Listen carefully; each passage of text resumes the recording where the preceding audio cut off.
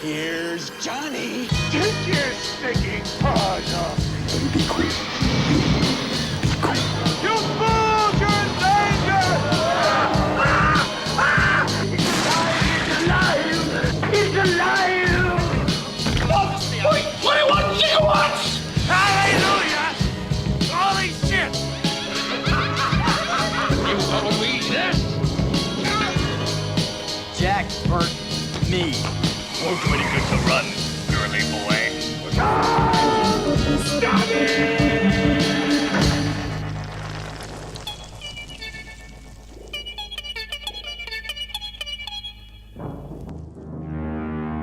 What's up, sci-fi freaks, and welcome back to the Lucid Nightmare.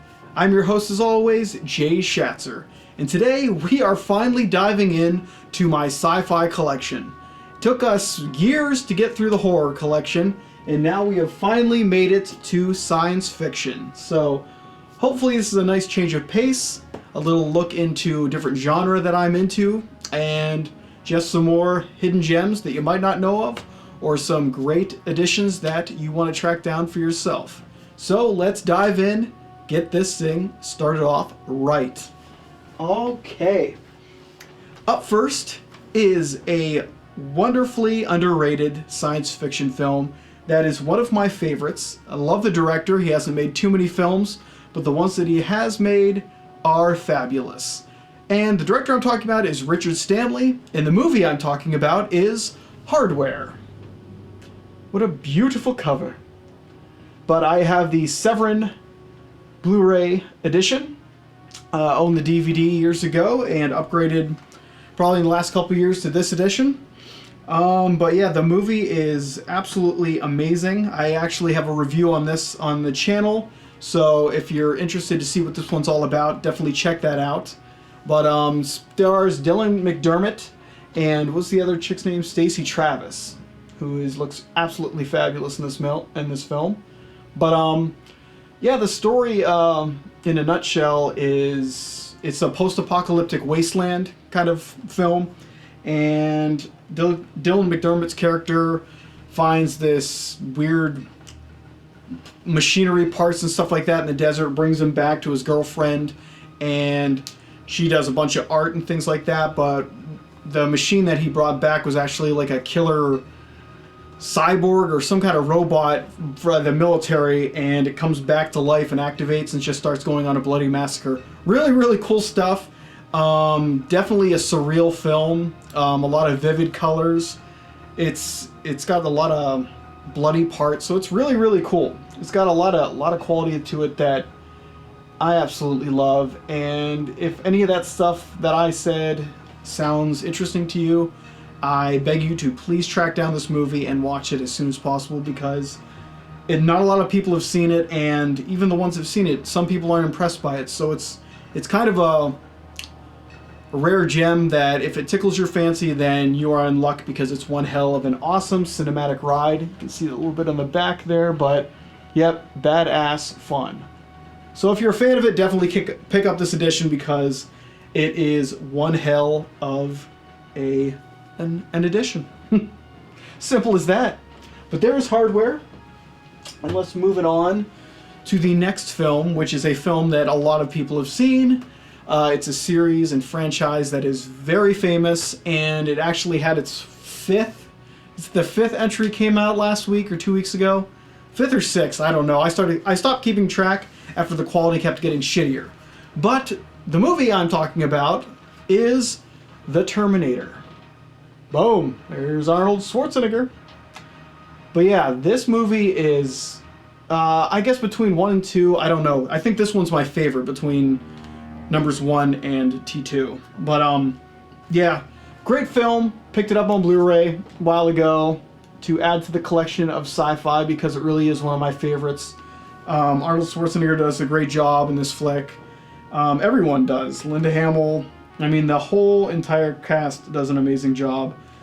Linda Hamilton, and yeah, it's just a classic film. Classic sci-fi, dark, gritty, genuine. It doesn't go too over the top with things. Keeps things practical. Just an amazing flick. You can't really go wrong. So out of the whole series, Terminator 1 is my favorite, but I also have a soft spot. Well, not a soft spot because everyone loves this movie. Terminator 2, T2 Judgment Day. Yeah, I picked this one up on, this one's the 4K Ultra HD version. It's got the Blu-ray on there also, and I think a digital copy of it. Damn fabulous sequel. I mean, both of these films, top-notch, top-notch stuff, but they really knocked it out of the park by kind of mixing the formula up a bit in the sequel, flipping things on its head, doing unexpected things, but unexpected things that are actually satisfying. So it's just a really cool combination of both films. And for me personally, even though I like Terminator Salvation, which not a lot of people do, but even though I like that one, I just see the franchise as the two films. I do not acknowledge Terminator 3, Rise of the Machines. Salvation's okay. Genesis is a piece of shit. And Dark Fate looks like it is also a piece of shit. Will not see it. I'm not putting money into it, but yeah, I don't know what the problem is with the franchise, but they keep spinning their wheels doing the same thing. Terminator Salvation switched it up a bit. We were able to see what happens in the future, but the other ones just keep repeating this Terminator going to the past, and they have to protect somebody who's a Messiah kind of character that's going to start the resistance. And, you know, it was good. It was done best in the first movie and mix it up in the second movie. So that's all I really need is Terminator 1 and 2 on Blu-ray in the collection in Sci-Fi. But let's move it on to probably my favorite Arnold Schwarzenegger flick. And it is, I'm just going to jump right in, it is Total Recall, because it is totally badass. This movie is, holy shit, probably one of my favorite science fiction films just because it's fun, action-packed, crazy moments, great one-liners. The cast is amazing, with Arnold Schwarzenegger in the lead, but then you also have, why did I just blank on her name? Sharon Stone, who probably looks the absolute hottest she's ever looked in any movie. I watched this probably 3 weeks ago or 2 weeks ago, and I was just like blown away by the whole film and just everything about it all over again. It's like every time I watch it, it's the first time. It really is an amazing film that Paul Verhoeven, I don't ever know how to pronounce his last name, but yeah, he's an awesome director. I love all of his flicks, even the ones that are a little out there, but yeah, great movie, totally batshit crazy, brutal, a little mind-bending elements in it too, so it's just a really cool film all around. There's a review, I put a review of Total Recall years ago because I just love the movie, it's so much fun. So check out that review if you have no idea what Total Recall is and if you've been living under a rock. Check that out and check out this film because it's badass. Whenever it was on TV as a kid growing up, I'd watch it every single time. And it was always edited, so I never got to see that three-boobed alien, which I was like, oh man, but yep, owned it on Blu-ray, had it on DVD before, but upgraded it because it is a classic. Yeah, I never reviewed, just thinking about it, I never reviewed Terminator's movies. Maybe I should churn some of those out just to get some classy sci-fi onto the channel. But let's move on to a little bit different kind of flick.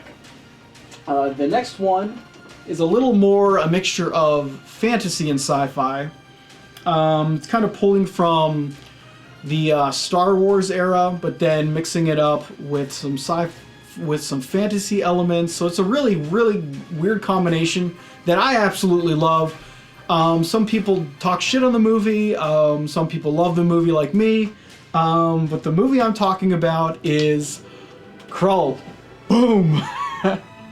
Now, I always thought when I was growing up that the movie was named Krull. I've recently, maybe the last couple of years, figured out that it was actually pronounced Krull. But, yeah, either way you say it, I love this flick. Really, really cool flick. It's kind of a little bit famous for having Liam Neeson in his kind of new first roles, but he just plays like a side character in it. But it's a really cool movie about princes and princesses and battling evil, just the whole mythological archetype mixed up in a science fiction setting. So, really cool. If you've ever seen it, the memorable parts are there's a weird Cyclops monster who carries a trident. a shape-shifting comedian dude, magician, and just weird bad guys. Like the main villain is just a weird, disgusting-looking alien guy who lives in a weird, messed-up palace that's got claws and just kind of weird shapes and stuff. And yeah, it's just a really, really cool. It's very, very fantasy-driven, like I said, and just a really unique take on sci-fi adventure.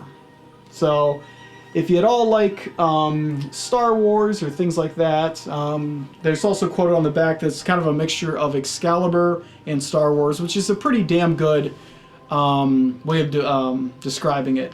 But yeah, check it out if you've never heard of it. And if you're a fan of this flick like me, please let me know, because I need to know there's other people out there. But yeah, good, fun film. Let's keep moving on. I should have grabbed a water. I might run and go grab one in the middle of this. But the next one is a classic sci-fi movie. What year did this baby come out? I want to say in the 50s. Yeah, late 50s, 1957. But it is a movie that showcases Ray Harryhausen's work, his amazing stop-motion effects work. And the movie I'm talking about is 20 Million Miles to Earth. Boom! I'm a huge fan of anything that Ray Harryhausen has worked on, so I think I own every single film of his that he's had projects on. So this is just one of them. Just a really cool film about an alien that comes down to Earth kind of creature, and he grows steadily into a giant behemoth that pretty much drives everyone crazy, and they have to fight to survive, and he's just destroying things. It's really, really cool flick. See some kind of still shots in the back there. Get an idea if no one's ever heard of this movie. But yeah, it's just a classic sci-fi film that's a hell of a lot of fun. This one's actually in color. This version on Blu-ray. But yeah, I own this and a whole bunch of other of Ray Harryhausen's films on like a big box set of all DVDs. And this was one of them, so I've just been upgrading them as I go, like different like Sinbad movies and things like that. So this is my sci-fi edition I added to the Blu-ray collection of sci-fi films, and absolutely love it. But let's keep moving on to a newer sci-fi film. Came out a few years ago, I want to say. And, well, it was last year, 2018. Time isn't flying that fast, I guess. And the movie I'm talking about is Annihilation. Woo! Look at that shiny cover. Look at that shiny shit. But, yeah, this movie was, who's the director of this? I want to say it's Alex Gardner is his name. Or something close to that. Where's this guy's name? Alright, just take my word for it. I think it's him.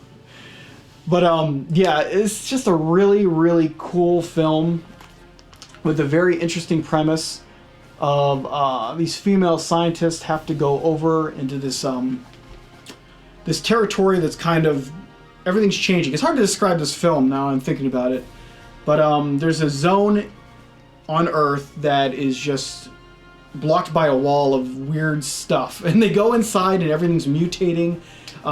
Plants, creatures, everything, animals, even the people that are inside there. So they have to go investigate this anomaly and see what it's all about. And they're kind of the second team going in. The first team was all men.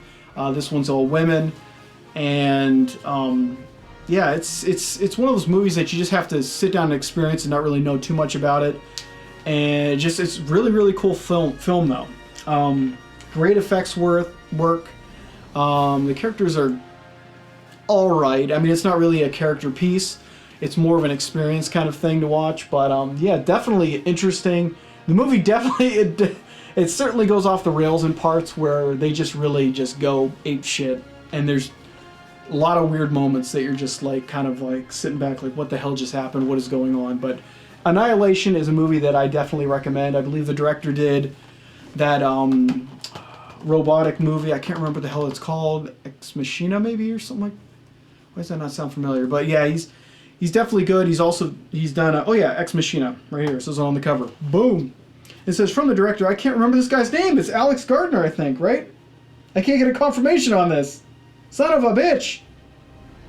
I think it's him, because he does a lot of stories and writings for other movies and books and things like that. I think he actually came up with the story for The Beach. I don't know if you remember that Leonardo DiCaprio movie, but yep, good film, good directorial effort there, and definitely something to look out for. Also, Ex Machina is pretty cool too. Alright, let's keep moving on, shall we, to a classic Michael Crichton sci-fi film. This one he wrote and directed, and it is Westworld. Now, a lot of people might know Westworld from the new HBO series that's in its like 3rd season or something now. I've never seen this series because I absolutely hate TV shows, can't do that episodic content. But the movie is, sorry, absolutely crazy. Really cool, and definitely a retro kind of cinematic experience. You can definitely see the age of the film. It is back there in the 70s era, or late 60s, and it's just really, really cool. Just people at a kind of future resort where they can become whoever they want to be. There's different themes throughout the park, and this one centers on the Westworld area that kind of malfunctions, and all the cybernetic robots that run the park that are kind of filling out the characters in all these different themed areas.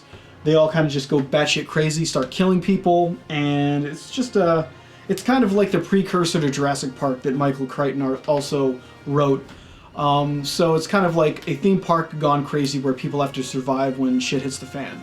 But that is Westworld in a nutshell. Well, the movie, at least. I know the film is kind of like a sequel in parts to it, but it kind of goes with themes of artificial intelligence and what really is human, things like that. But this one more centers on disaster movies. So Westworld, badass, fun, great flick. Yul, how do you say his name? Yul Brynner is fantastic as the main kind of Western gunfighter guy, who pretty much is the face of the film, as they put him on the cover, as you see. But yeah, he does a great job, like all of his other films that he's in. But fun movie, check it out if you like that kind of 70s sci-fi flair. Boom, right there, Westworld. Alright, let's move it on to a movie that is an absolute classic that I am shameful to say that I just checked out for the first time. I believe it was last week. And it's got an amazing main character or actor in it, classic premise, and I'm trying to think of the word, a fabulous director. I don't know why I was thinking I was going to say shitty director, but no, a classic director in David Cronenberg.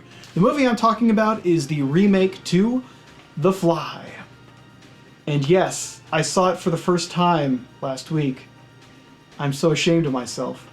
Because Jeff Goldblum is the main character in this, also Gina Davis.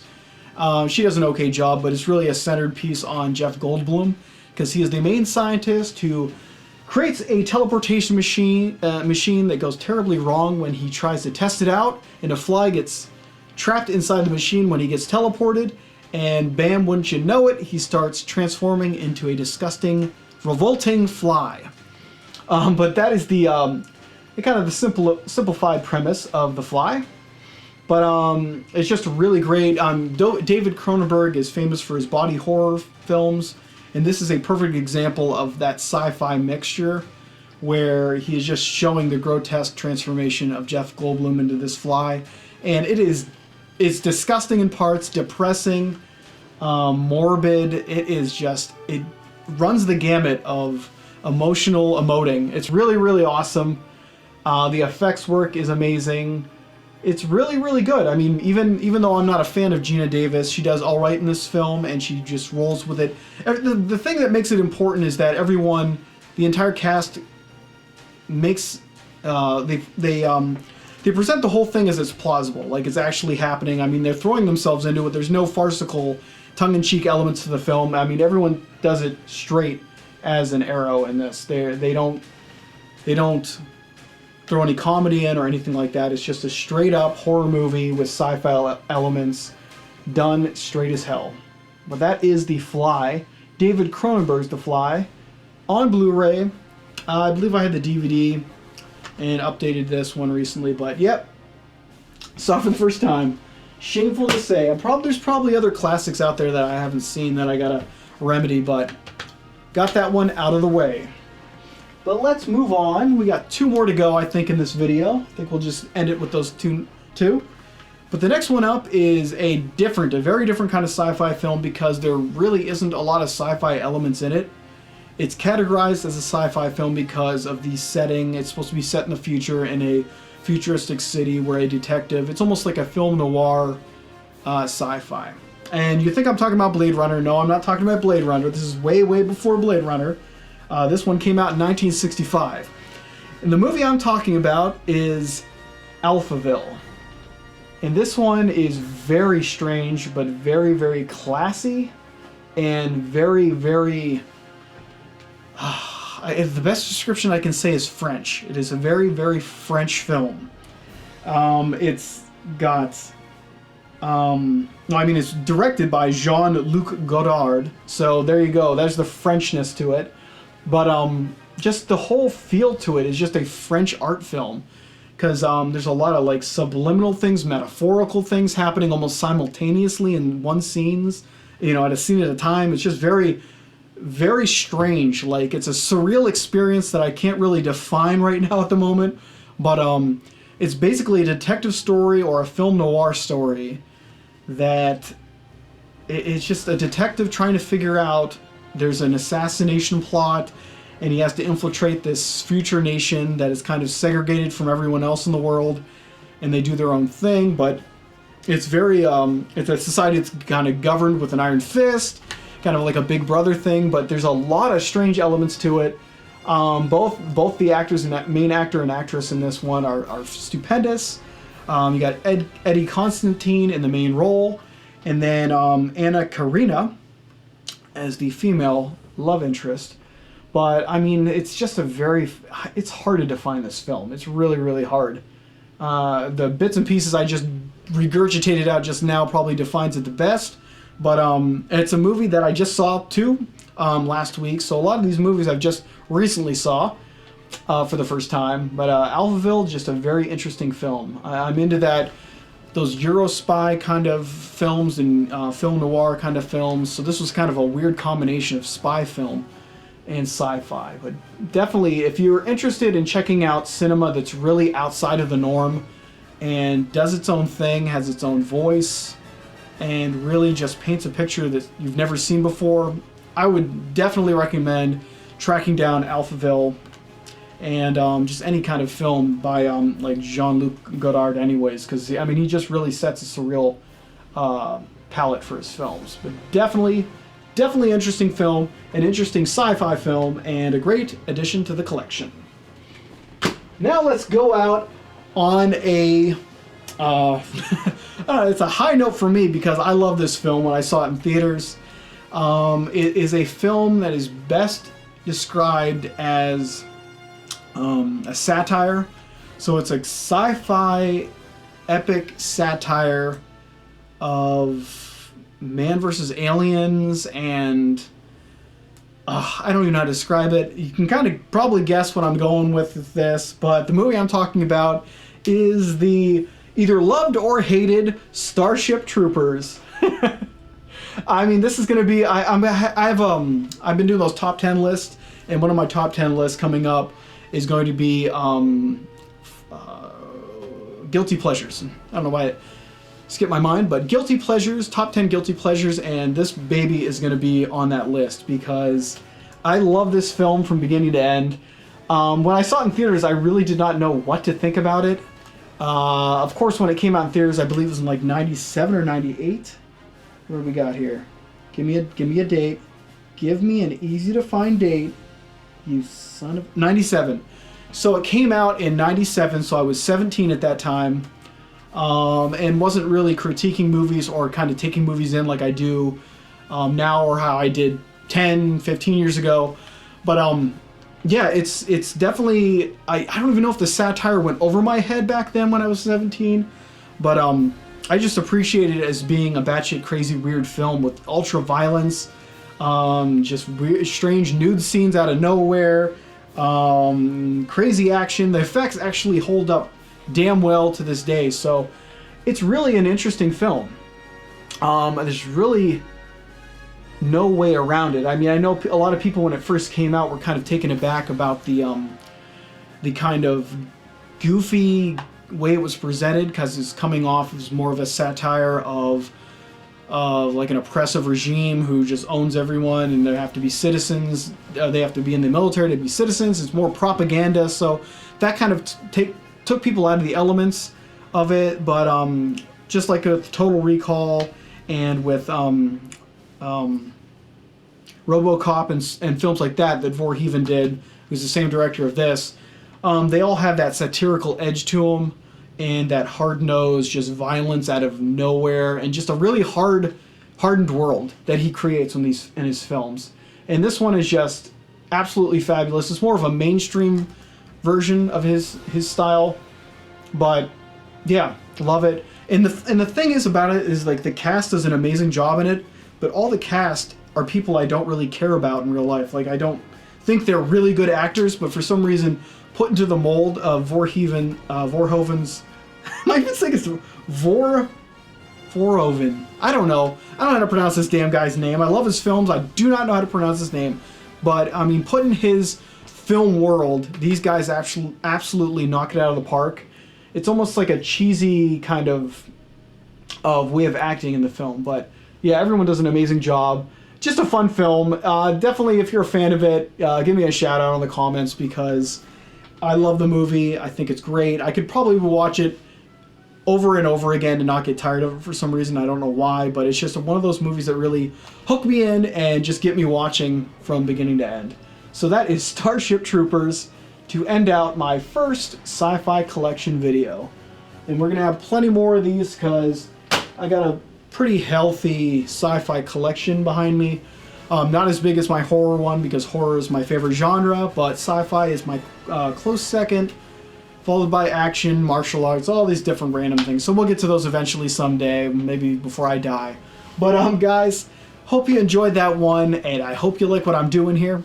And if you like any of those editions, or if you have any questions where I got them, or any questions or recommendations on what versions are the best, or just if you want to shoot the shit about any of those movies I just went across, put a comment below, because I'd love to just talk about it and see what your guys' thoughts on these first sci-fi video editions or entries. But guys, that's it for me. I'm gonna go get a drink or something because my throat's parched. I gotta have something sitting next to me because I can't talk. I guess I don't talk this much in real life. I kind of just observe people. But yeah, I guess I'll see you guys at the next video. So like always, get the hell out of my house, and I'll see you at the next movie review, collection video, or whatever the hell else I got churning in the back. But guys, take care and get the hell out of my house. Later!